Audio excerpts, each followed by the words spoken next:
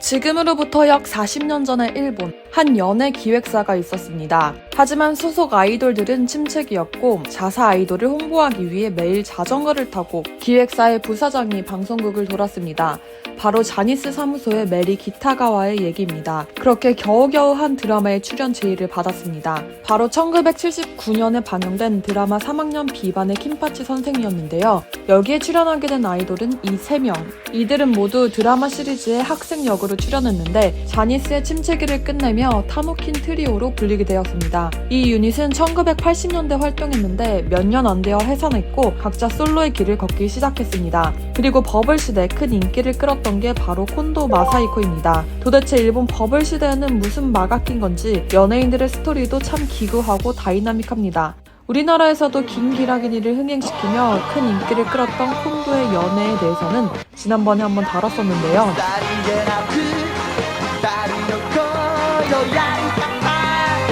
오늘은 아직도 풀리지 않은 그와 관련된 미스터리 사건에 대해 얘기하려고 합니다. 타노킨 트리오 중 가장 귀염상 얼굴을 가진 콘도는 1980년 발매된 데뷔곡 스니커즈 블루스로 오리콘 차트 1위를 차지합니다. 가창력은 없었으나 발매 이틀 만에 20만 장을 넘는 판매고를 올렸고 동시에 자니스 소속 아티스트로서 최초로 밀리언셀러를 기록하며 소속사를 다시 살려놨습니다. 일본 전역에서 큰 인기를 자랑하는 그의 뒤에는 다소 쿨하신 어머니가 계셨는데요. 한 번은 콘도가 오사카 콘서트 도중 무대에서 추락해 전치 한 달에 해당하는 꽤 커다란 중상을 입게 된 적이 있습니다. 팔이 부러져서 움직이지도 못할 정도였지만 그의 어머니는 걱정스럽게 걸려온 매니저의 전화에 자네라면 그 정도는 부러져요. 콘서트 진행하세요 라고 받아쳤다는 후문입니다. 그렇게 81년 당시 권위 있던 시상식으로 칭송받던 일본 레코드 대상에서 최우수 신인상을 차지하며 그는 승승장구하기 시작했습니다.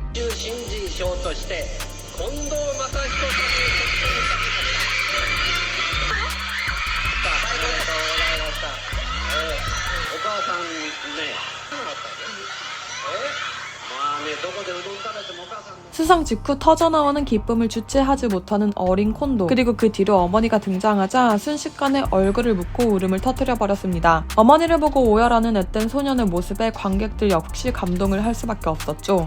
무려 40년 전인 80년대에 일본에 잘 나가던 아이돌을 보시면 지금 봐도 화려한 패션과 어색하지 않은 화장을 자랑하는데요. 콘도와 당시 공개 연애를 했던 가수 나카모리 아키나의 무대 의상은 화려 그 자체. 물론 거리에서도 명품으로 멋부린 당시 사람들의 모습이 넘쳐났습니다. 그런 시대의 한가운데 콘도 마사히코가 있었습니다. 당시 인기 척도라고 할 수 있었던 브로마이드 판매량에서는 1위를 차지했고 발매하는 싱글마다 잇따라 히트를 쳤습니다. 최정점을 향하던 1987년 11월 여느 날과 같이 콘도는 바쁜 스케줄을 시작합니다. 그날은 데뷔 작품인 3학년 B반 김파치 선생의 스페셜 촬영 날이었는데요. 이 작품은 콘도에게도 특별한 작품이었죠. 신인이었던 그때를 떠올리며 만감이 교차하던 그쯤 콘도의 어머니가 운전하는 자동차가 골목길을 돌다 갑자기 벽에 충돌하게 됩니다. 콘도는 성공한 후 무료한 일상을 보내던 어머니를 위해 찻집을 차려줬었는데 이 찻집은 밤에는 스낵바로 운영됐습니다. 스낵바는 술을 마시면서 노래할 수 있는 일본의 바를 말하는데요. 그날도 어머니는 저녁 장사를 마치고 집으로 가는 길이었습니다. 처참한 사고 현장 속에서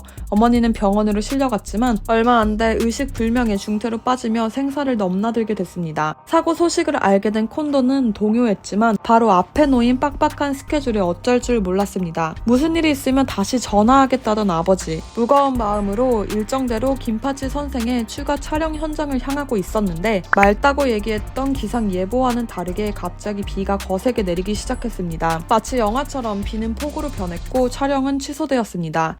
그리고 그 순간 꿈에서도 듣기 싫던 아버지의 전화가 걸려왔습니다. 그렇게 정신없이 병원으로 달려갔지만 어머니는 42세의 나이에 세상을 떠나고 말았습니다. 탑스타의 어머니의 사망 소식과 장례식 사진은 언론을 향해 보도됐고 장례식이 끝나자마자 또다시 콘도는 일을 하러 가야 했습니다. 그리고 그 다음 년도 그에게 아직도 의문으로 남게 된 사건이 발생하게 됩니다. 버블 정점인 87년 일본의 레코드 대상 한때 2%의 시청률은 50%를 넘길 정도로 정도로 그야말로 일본 국민 대부분이 지켜보는 프로였고 콘도는 대상 후보로 오르락내리며 기대를 모으고 있었습니다. 어머니가 세상을 떠나기 직전 녹음했던 어리석은 자는 그의 인기를 끌었고 자니스와 레이블 회사인 CBS 소니 역시 콘도의 홍보에 박차를 가했습니다. 사실상 판매량으로만 보면 아키나의 난파선이 앞섰는데 아키나는 이미 2회 연속으로 대상을 받았었기 때문에 이 둘 중 누가 탈 것인지에 대해 전 국민이 집중하고 있었습니다. 게다가 둘은 연인 사이임에도 불안불안한 관계라는 이야기가 퍼지면서 온갖 미디어에서도 소란이었는데요. 그렇게 세간의 이목이 집중되고 있던 레코드 대상을 앞둔 87년 12월 26일 CBS 소니로 한 통의 전화가 걸려왔습니다. 중년의 남성으로 추정되는 이 인물은 대뜸 레코드 대상을 사퇴하라며 그렇지 않을 경우 어머니의 무덤 밑을 살펴보라는 섬뜩한 말을 남겼습니다. 그리고 이틀 뒤 6장의 편지가 도착했습니다. 정체를 알지 못하게 필체는 자로 다듬어져 있었고 내용을 요약하자면 콘도가 레코드 대상을 사퇴하지 않는다면 유고를 처분하겠다는 것. 이 경악스러운 내용에 상황이 심상치 않게 돌아가고 있다는 사실을 깨달은 관계자들은 급히 경찰에 연락했고 어머니의 묘지를 살피러 갑니다. 그리고 협박범의 말처럼 이곳에 있어야 할 유골은 사라진 뒤였습니다. 일본 경시청은 약 60여 명을 투입해 대대적인 조사를 벌였지만 아무런 단서를 찾지 못했습니다. 그리고 시간이 지나 레코드 대상 하루 전 그때까지도 콘도는 아무런 결정도 못 내린 상태였습니다. 22살 청춘에게는 버거운 사건이었는데 울먹이는 그에게 아버지는 네 엄마라면 가서 받아오라고 할 것이다 란 말 남겼고 그렇게 레코드 대상에 참석하게 됩니다. 대상 호명의 순간 콘도의 머릿속엔 온갖 복잡한 감정이 피어났고 마침내 그의 이름이 호명되었습니다. 일본 레코드大賞は近藤正彦さんに買われた愚か者に決定いたしました。 고개를 푹 숙인 채 눈물을 흘렸지만 대중은 이때까지만 해도 이 사실을 알지 못했습니다. 지금 기분을 표현해주세요 란 질문에 어딘가에서 어머니도 저와 같이 울고 있는 게 아닌가 하고 생각합니다 란 말을 남겼고 그 다음 연도에야 이 사건을 공표합니다. 본격적으로 수사본부를 설치해 조사를 했지만 결국 범인을 잡지 못한 채 공소시효를 맞이했습니다. 그렇게 시간은 또 흘러서 2010년 일본의 한 방송에서 이 사건을 다시 다루게 되었습니다. 범인에 대한 아무런 단서도 없었기 때문에 지푸라기라도 잡는 심정으로 방송에선 일본의 유명한 영능력자를 출연시켜 그 뒤를 쫓았죠. 영능력자는 범인은 중년 남성으로서 유골은 무사하지만 돌아와도 콘도 씨의 마음이 맑아지는 일은 없다 라는 의미심장한 말을 남겼습니다. 그리고 그 뒤에 일본 인터넷에서는 콘도의 3살 터울인 남동생이 범인이 아니냐는 괴소문이 나오기 시작했습니다. 인터넷에선 과거 콘도가 동생은 12살 때부터 마치 동생이란 말을 들으며 좋은 일도 나쁜 일도 있었던 것 같습니다 라고 발언했다는 점과 유골이 돌아와도 콘도의 마음은 맑아지는 일은 없다